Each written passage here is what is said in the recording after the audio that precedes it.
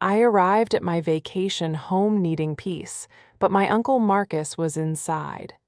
"You're not welcome here," he shouted, his face filled with pure hatred. I just smiled. He had forgotten one thing. I'm the lawyer who wrote the family trust he was so very close to violating. This is where it all fell apart, and trust me, you'll want to see how this ends. Make sure you're subscribed. We love hearing from you. What's your favorite way to unwind after a stressful week? Let us know in the comments. The case had been a monster.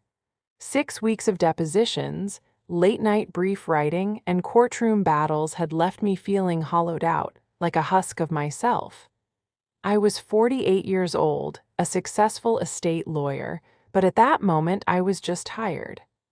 All I wanted was the scent of pine trees, the sound of the lake lapping against the shore, and the familiar comfort of my parents' old house, now my house.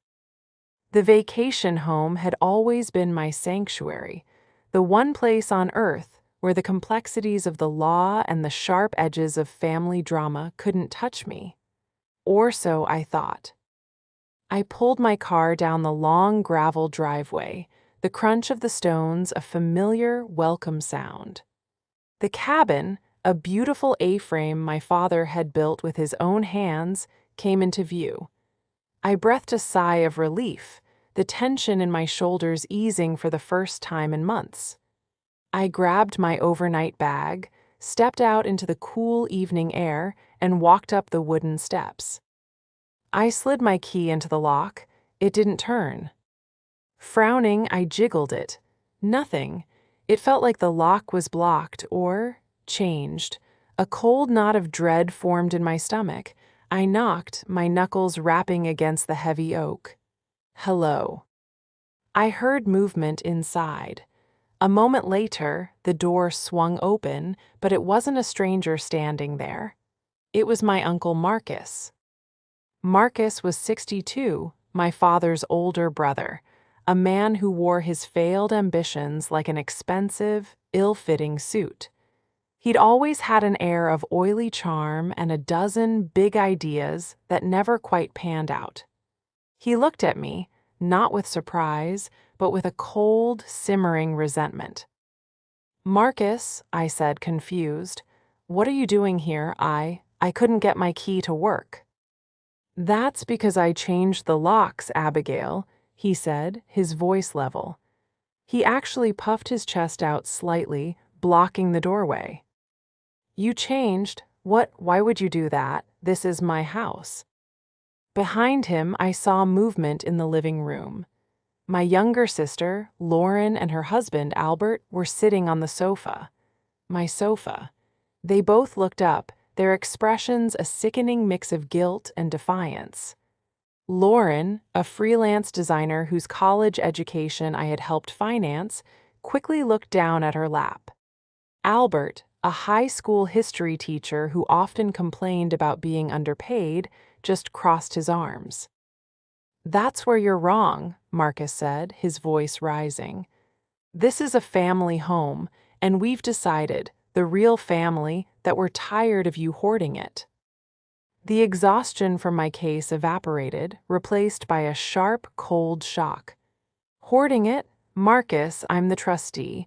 Dad left it to me in the will. You know this." "A piece of paper?" he spat, his face turning a blotchy red. "A piece of paper you, with your slick lawyer tricks, probably wrote yourself to cut us all out. You always thought you were better than us." "That's not." He took a step forward, his eyes narrowing with a pure, unfiltered hatred that stunned me. "You're not welcome here, Abigail. Get off this property." He actually shouted it. The words echoed in the quiet evening air, silencing the birds, silencing everything. "You're not welcome here." My sister and her husband just sat there, saying nothing, their silence a ringing endorsement of his words. I looked at their faces, Marcus, triumphant and righteous, Lauren, ashamed but complicit, Albert, stubbornly hostile. I felt the ground drop out from beneath me. This wasn't just a misunderstanding. This was a coup. This was a betrayal I hadn't seen coming. My own family, in my own sanctuary, telling me to leave. I took an involuntary step back, my hand still on the doorknob. My first instinct was to fight, to argue, to pull out my phone and call the police. But I was an attorney. I knew that a messy, public fight was the worst way to handle this, especially when I realized what was really going on. So I did the one thing they didn't expect. I smiled. It wasn't a warm smile. It was the smile I saved for opposing counsel when they had just torpedoed their own case. It was a smile that was all teeth. "Okay," I said softly. Marcus's smug expression faltered, confused by my lack of hysteria. "Okay, you're leaving." "For now," I said, letting my hand fall from the door. I looked past him at Lauren. She finally met my gaze, and I held it, letting her see the profound disappointment in my eyes. Then I looked back at Marcus. "You're right, Marcus. This is a family home," I said, my voice calm and clear. "And as the family's lawyer, I'm just reminding you that you should always read the fine print." The betrayal was sharper than any legal battle I'd ever fought, but the coming victory would be infinitely sweeter. I turned and walked back to my car, my movements deliberate. I didn't run. I didn't look back. I could feel their eyes on me, a mixture of confusion and smug victory. They thought they had won. They thought that because I didn't scream or cry or call the sheriff, I was weak. They had mistaken my controlled fury for surrender. It was a mistake they would come to regret. As I pulled the car onto the main road, the adrenaline began to recede, leaving behind a deep, seismic tremor of hurt. Lauren. It was Lauren's silence that cut the deepest. I had practically raised her after our mother got sick. I'd paid for her art degree, co-signed the loan for her first apartment, and advised her and Albert on their mortgage. I had been her rock. And in the space of an afternoon, she had chosen Marcus over me. I drove for 10 minutes before I had to pull over into a scenic overlook, the lake sprawling out below me in the twilight. I finally let out the breath I hadn't realized I was holding. The tears came then, hot and angry. Tears for my parents, who would have been horrified. Tears for my sister, who had allowed herself to be poisoned against me.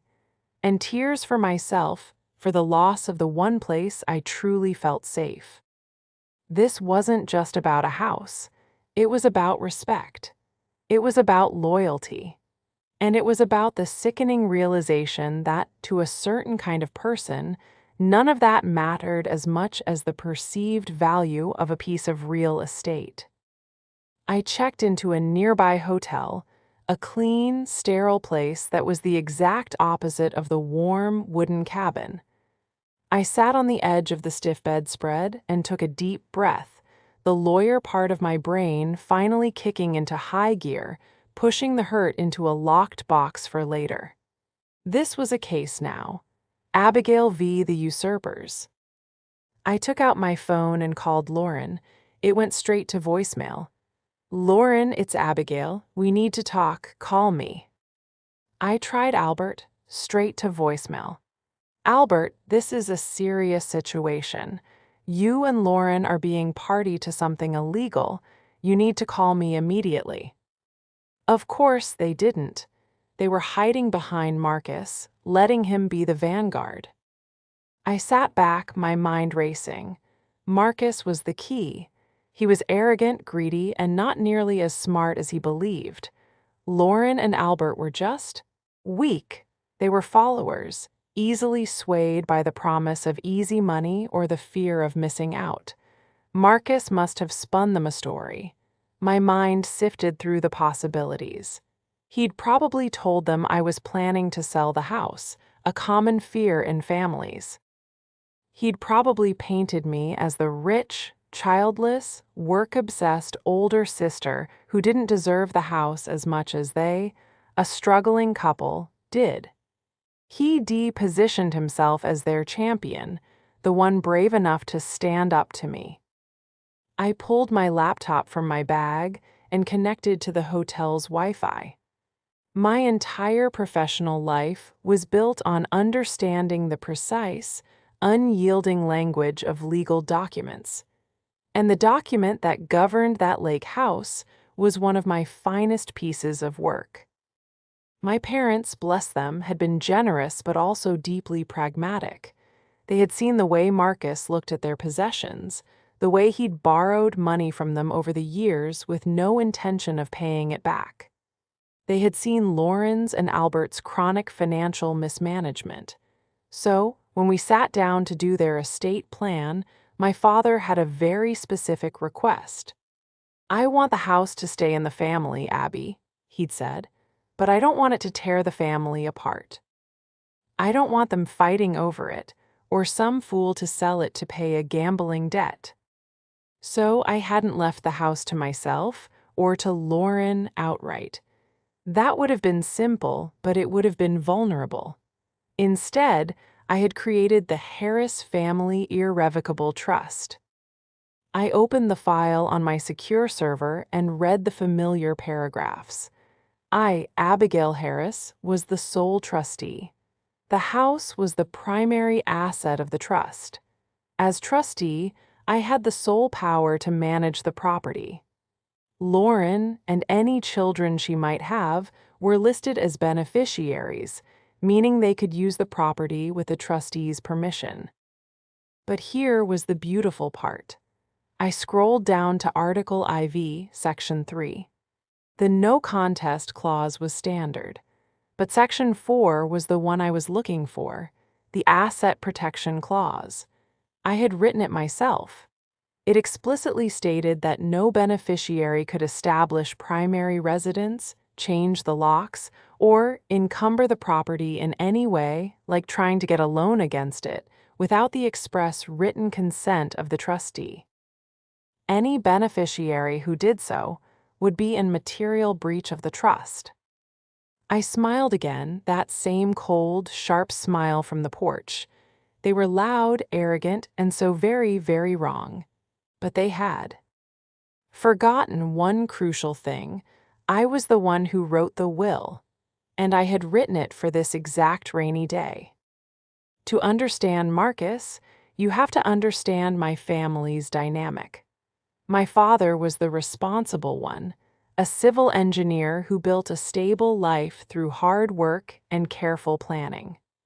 Marcus was his opposite, a man who believed stability was for suckers and that a big windfall was always just around the corner. He drifted from one consulting gig to another, sold dubious timeshares in the 90s, and most recently had rebranded himself as a family investor, which seemed to mean he just gave terrible financial advice to his in-laws. He'd always been a drain on my parents. I remembered countless hushed arguments, my mother closing the checkbook with a snap, my father saying, "Marcus, this is the last time." It was never the last time. He had a way of making you feel like you were the failure for not believing in his vision. When my parents passed, the dynamic shifted. I became the de facto head of the family, the one with the stable career and the legal knowledge. Marcus's resentment, once aimed at his successful brother, now found a new target, me.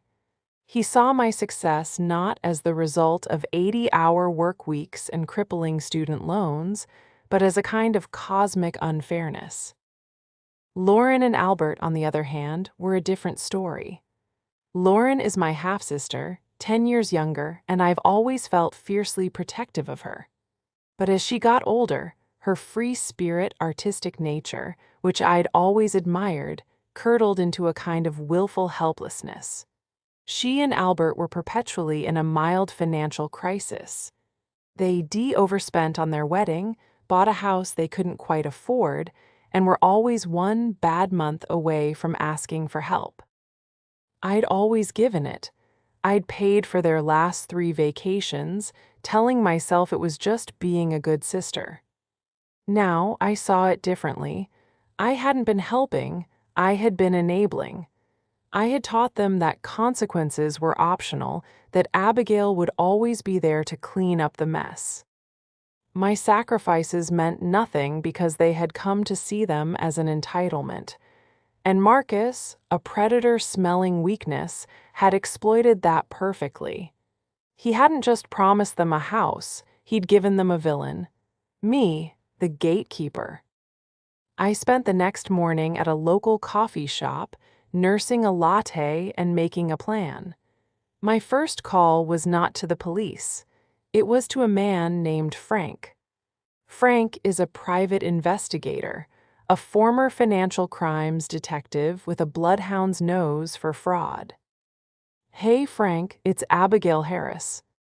"Abby, long time. What's the emergency?"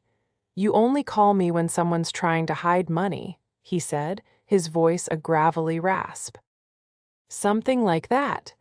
I need you to run a full financial background on my uncle, Marcus Harris. I want everything. Credit report, outstanding liens, recent loan applications, any and all shell corporations. I want to know if he's bought so much as a pack of gum on credit in the last 6 months." "Family messy," Frank grunted. "You got it. Give me 48 hours. "Thanks, Frank, I owe you." "Yeah, you do. This one's on the family rate, which means it'll cost you double." He hung up. My next calls were simpler. I called the utility companies for the lake house, the electric, the water, the internet. "Hi," I said to the automated system, then to the human representative. "I'm calling about account number 882J45. I need to report a fraudulent change of service." One by one, I reestablished my authority. I was the one on the deed, the one whose name was on the trust. I explained that I was the property owner and that any attempt to change the billing information was unauthorized. And I added, "Could you please email me a record of any service calls or change requests made in the last 30 days? By noon, I had the first breadcrumbs. The locks had been changed 3 weeks ago. The internet and cable had been upgraded to a premium package, and the bill had been put in Albert's name. Albert, not even Marcus. He was already insulating himself, using my sister and her husband as his shield. This was so much darker than I thought. This wasn't a spontaneous family decision. This had been planned. They had waited. They must have known I was tied up with my case, that I'd be out of touch and exhausted. They'd waited for me to be at my most vulnerable. A new kind of anger, cold and precise, settled over me. This wasn't just a family squabble anymore. This was conspiracy to commit fraud. Marcus wasn't just trying to get a vacation spot, he was trying to steal a 6-figure asset. He was using my sister as an accomplice. And I, as the trustee, had a fiduciary duty to protect the trust. A legal obligation. My smile returned. They hadn't just betrayed me as a sister. They had crossed me as a lawyer. The hotel room felt like a command center. I had my laptop open, a legal pad filled with notes, and a steady supply of bad. Coffee, I was no longer a victim, I was a strategist. My grief was still there, a heavy weight in my chest, but I compartmentalized it. Grief could wait, justice couldn't. Frank called back in 36 hours, not 48. "You hit the jackpot, Abby, or maybe your uncle hit the septic tank." "Talk to me, Frank." Marcus Harris is a financial dumpster fire. He's got 3 maxed out credit cards, all in collections. He's got a $40,000 personal loan from a high-interest lender, and he's missed the last two payments. The family investor business? It's a shell LLC with a P.O. box and $112 in its bank account. But here's the kicker. He's being sued. Two of his former partners from a failed real estate deal in Arizona are taking him to court for $500,000, claiming fraud. I closed my eyes, so he's desperate. He's not desperate, Abby. He's drowning, Frank said. And here's the cherry on top. I ran a credit inquiry search. 3 weeks ago, he applied for a home equity line of credit for $150,000. He used the lake house as collateral. My blood ran cold. The bank would never approve that. My name is on the deed. They didn't. It was denied instantly. But he tried.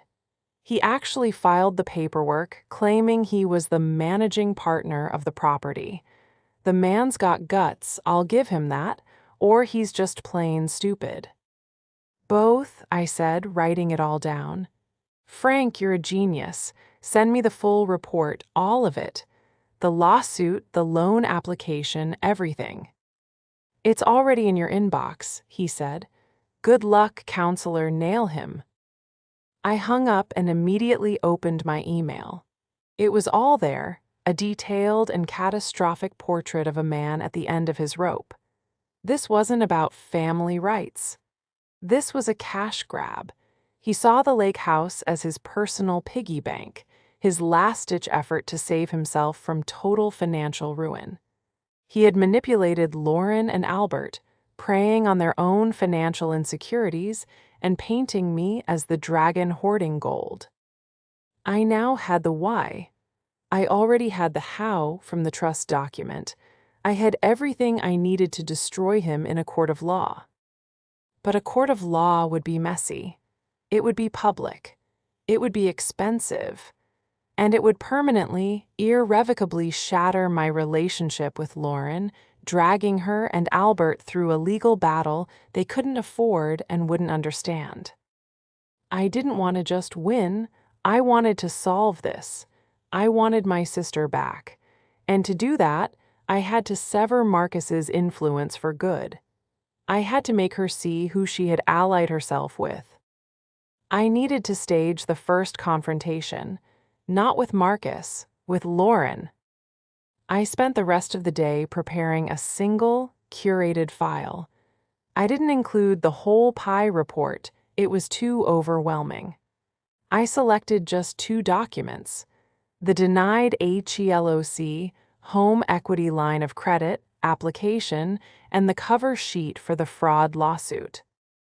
That evening, I drove back to the lake house.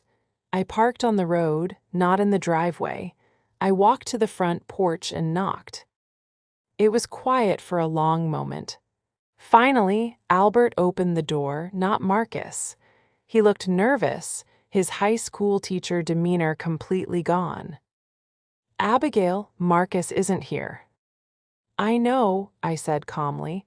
I'm not here to see Marcus. I'm here to see my sister. He hesitated. She's not feeling well. Let me in, Albert, I said. It wasn't a request. My voice had the same steel it did in the courtroom. You can either let me talk to my sister right now, or you can talk to a sheriff's deputy in about 10 minutes. Your choice. He deflated, his weak-willed bluster vanishing. He stepped aside.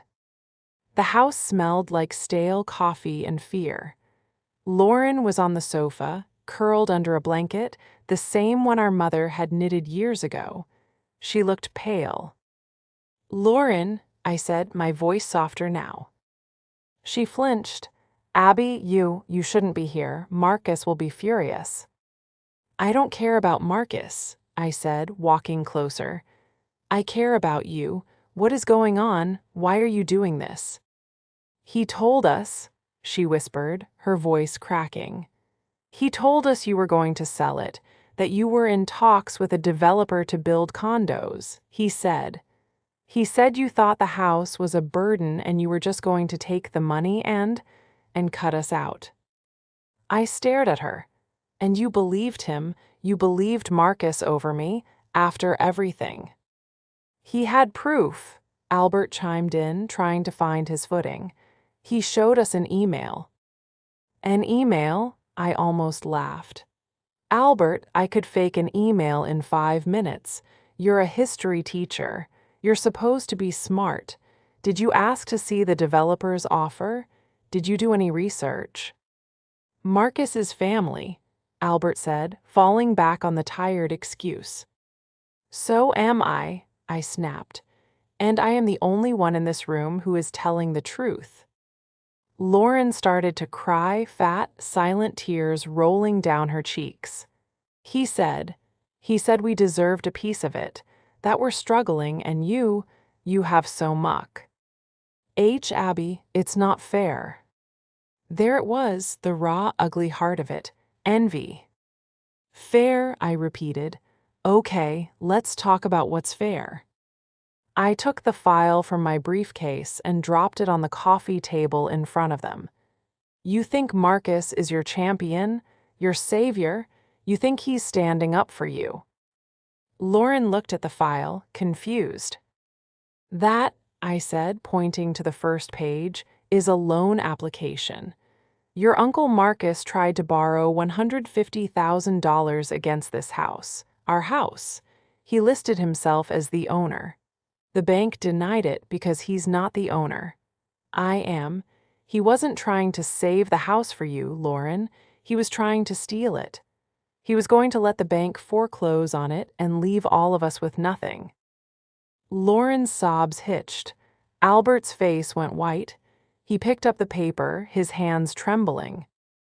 And that, I said, tapping the second document, is a lawsuit. He's being sued for $500,000 for fraud. He is a desperate, bankrupt con artist, and he is using you.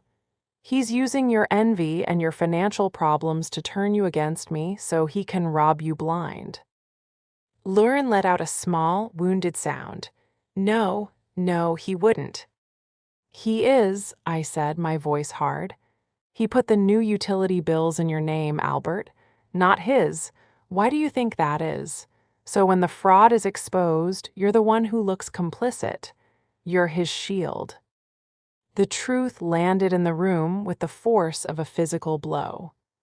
The fantasy Marcus had built for them, a fantasy of righteous anger and justified payback, crumbled in an instant, revealing the ugly reality underneath.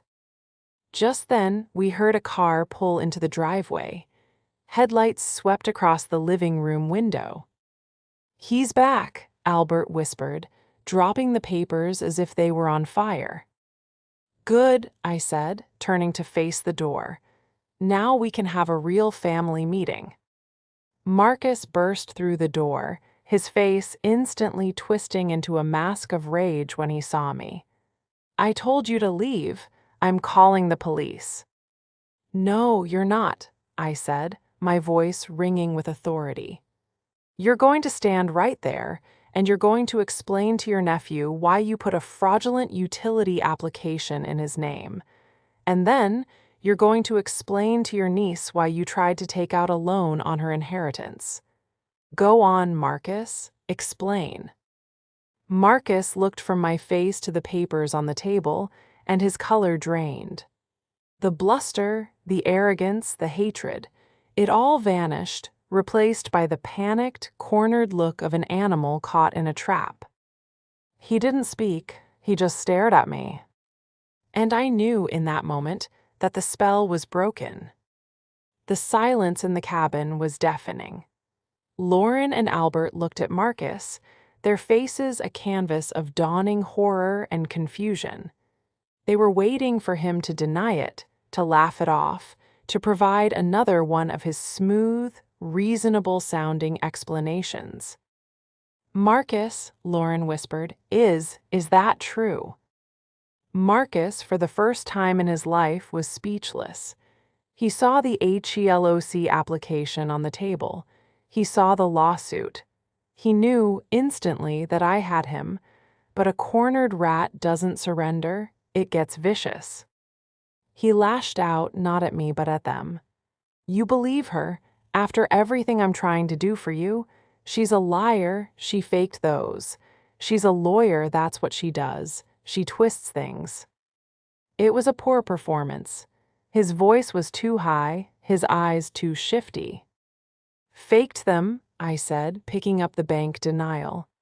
This has the bank's official letterhead, Marcus, and the loan officer's name. We can call him right now, and the lawsuit is a public record. You can't fake a public record. Albert, who had been pale, started to turn red. You put my name on the utility bill, he said, his voice quiet. I was consolidating things to make it easier for the family, Marcus stammered, backing away toward the kitchen. You were making him the legal point of contact for a property you're illegally occupying, Marcus, I shot back. That's not helping, that's making him an accessory.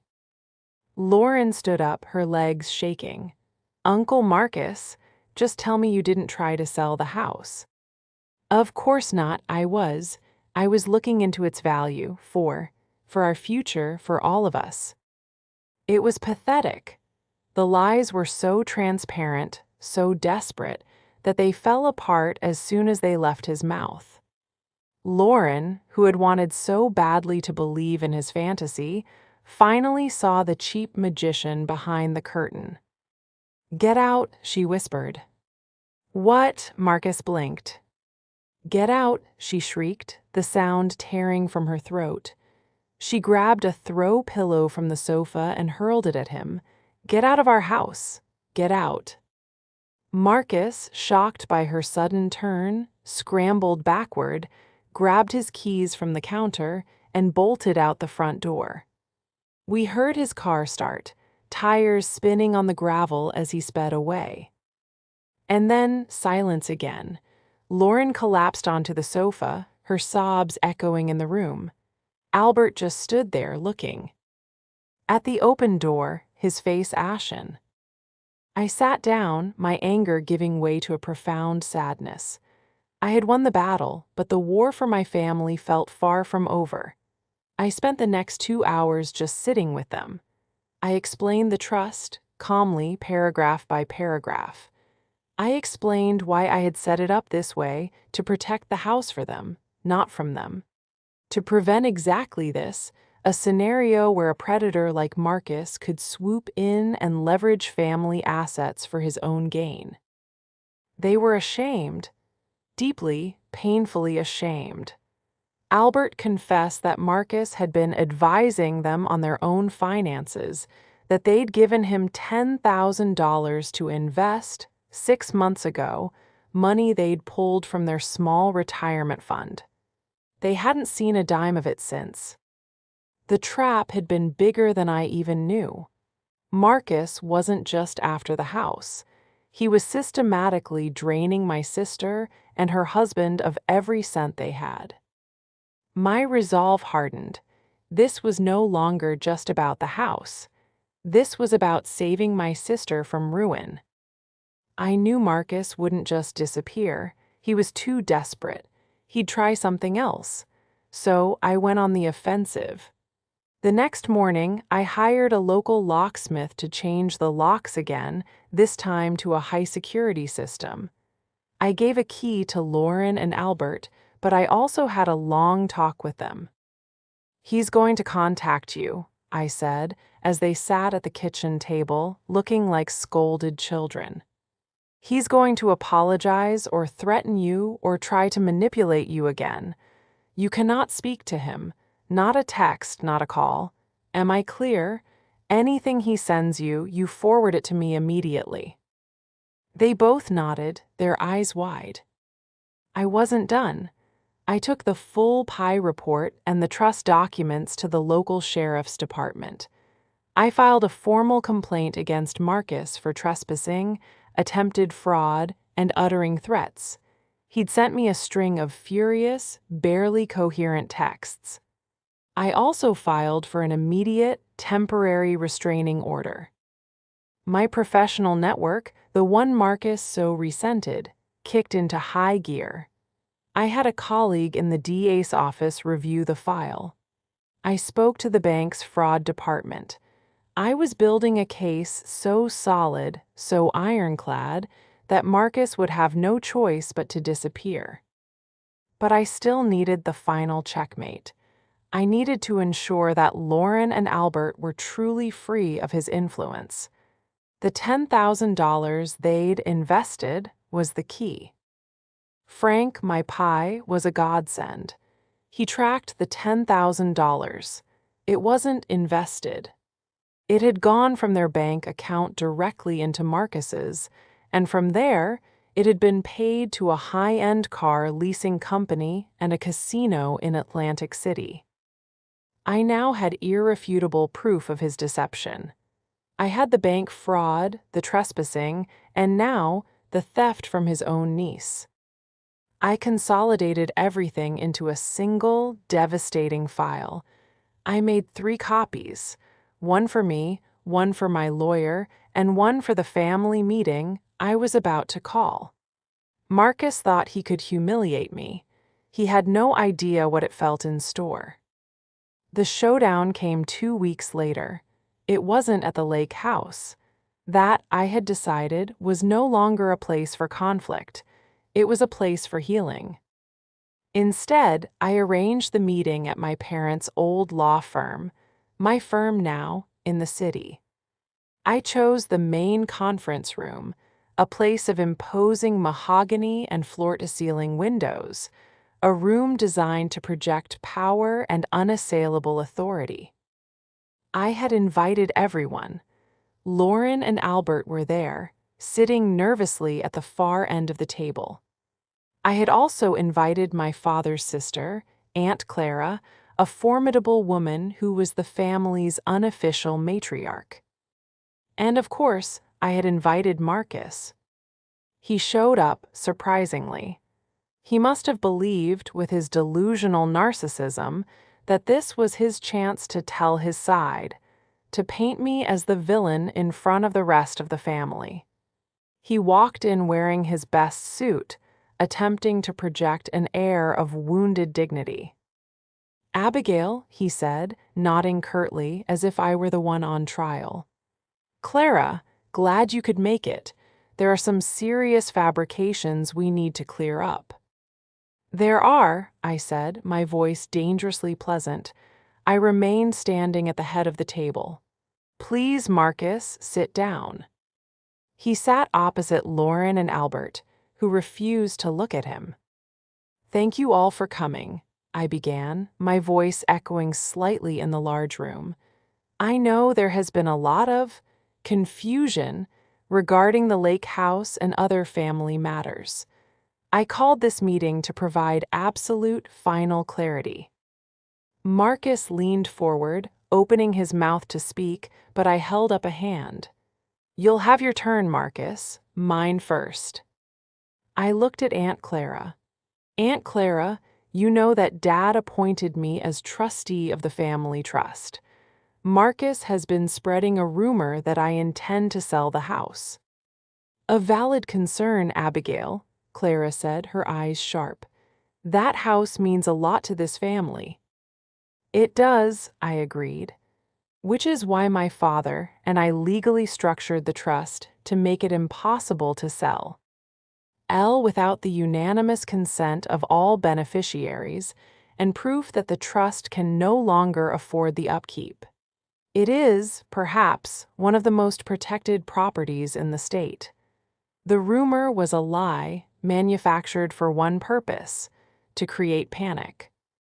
I then looked at Marcus. "Marcus, you told Lauren and Albert that I was the one cutting them out. But in reality, you were the one who tried to take out a $150,000 loan against the property, a property you do not own. This is called attempted bank fraud." I slid the first folder down the polished table. It landed in front of Marcus. "That's a copy of the application you filed. and the bank's denial, and the report I've already filed with their fraud department. Marcus's face went pale. Now, that was a misunderstanding. Was it also a misunderstanding when you changed the locks on my home? I continued, my voice rising. Was it a misunderstanding when you put the utility bills in Albert's name, making him legally complicit in your illegal occupation? I slid a second folder. That's a copy of the utility bill, Albert, and a copy of the new high-security lock invoice, which I paid for. I turned my full attention to Marcus, who was starting to look physically ill. But this is the part that I find most offensive. For the last 6 months, you have been advising Lauren and Albert on their finances. You convinced them to give you $10,000 of their retirement money to invest. Lauren let out a small sob. Albert stared at the table. I had that investment traced, I said, my voice dropping to a cold, hard whisper. Here is the final file, Marcus. I slid the third, thickest folder across the table. This file contains the bank statements showing the $10,000 leaving Lauren's account and entering yours. It also contains the subsequent receipts. $4,000 as a down payment on a luxury car lease, and $6,000 withdrawn over 2 weekends at the Tropicana Casino in Atlantic City. Aunt Clara gasped, her hand flying to her mouth. You didn't invest their money, I said, the room dead silent. You stole it. You stole my sister's money to pay for your car and your gambling habit. You preyed on your own family, turned them against me, and tried to steal our parents' home, all to cover your own pathetic debts. Marcus was white as a sheet. He looked at Lauren and Albert, then at Clara. There was no escape, no lie, no smooth explanation. He was, in a word, finished. I walked to the end of the table and stood directly behind Lauren and Albert. So, no, Marcus, I said, I am not selling the house, and you are not part of this family's financial future. In fact, you're not part of this family at all anymore. Lauren, who had been trembling, stood up. She looked at Marcus, her eyes filled with a pain so deep it was almost black.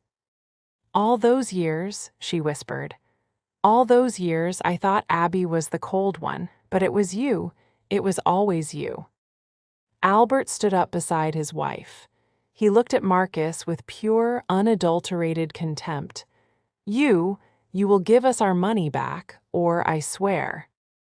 You won't have to swear, I interrupted, placing a hand on his shoulder, because I've already filed the criminal complaint. That was the final blow. Marcus recoiled as if I'd struck him. You what? You committed theft. You committed fraud. I'm an officer of the court, Marcus. I have a duty. An officer is waiting outside this room to serve you with these papers, as well as a permanent restraining order. You will never contact me, my sister, or her husband again. You will not come within 500 feet of the lake house or any of our homes. Is that clear?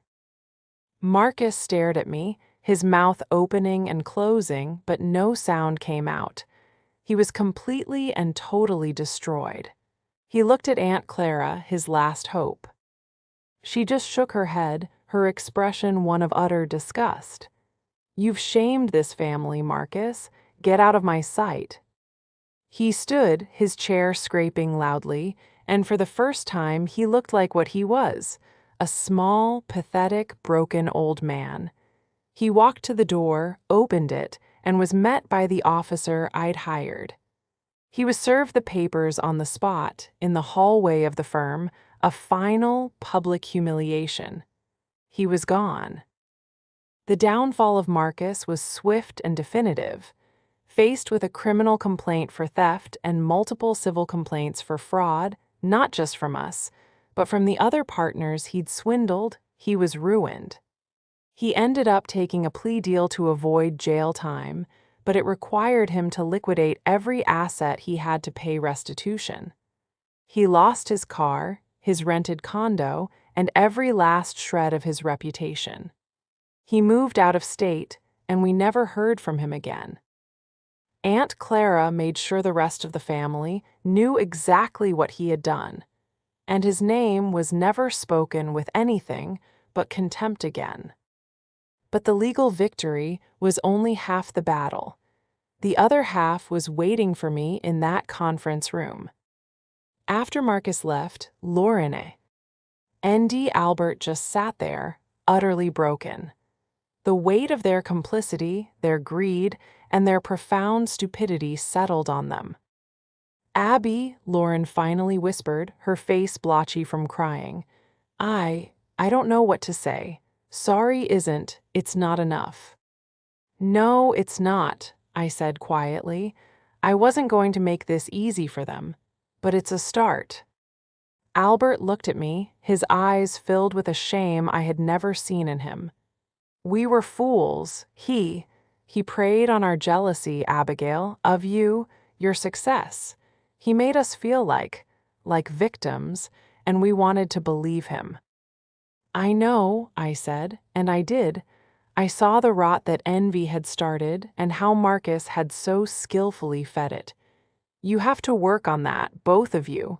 This isn't my problem to fix. It's yours." The reconciliation was not a single, tearful movie moment. It was slow. It was awkward. It took months. It involved them starting financial counseling to deal with their out-of-control spending. It involved them writing me a long, painful letter detailing exactly why they had done what they did and what they understood now. It involved them paying me back $200 at a time for the legal fees and the cost of the new locks. I didn't need the money, but I needed them to understand the consequences. The first time I went back to the lake house, it was 6 months later. It was autumn and the leaves were turning. I walked in and the house was clean. The air smelled like lemon polish and pine. Lauren and Albert were there. They had driven up the day before to air the place out, stock the fridge, and rake the leaves. It was awkward. We made small talk. But then, as we were standing on the deck, looking out at the water, Lauren turned to me. "It's beautiful," she said. I really looked at the trust document you wrote, the one you left for us to read. Dad really was smart, wasn't he? He knew." "Yes," I said, "he knew." "He wanted to protect it for us," she said, finally understanding. "Not from us." "Exactly." She was quiet for a long moment. "Thank you, Abby, for protecting us, even when we were the enemy." That was the moment. That was the real victory. I put my arm around her shoulder and we just stood there, watching the sunset. My professional network had ensured justice was served on Marcus. But my own willingness to be the bad guy for a little while, to use my strength not just to punish, but to teach, is what saved my family. That night we had dinner together. We laughed. It was strained at first, but it got easier. We were healing. The house was no longer a prize to be won or a fortress to be defended. It was just a house again, our sanctuary. And I finally, after everything, felt at peace.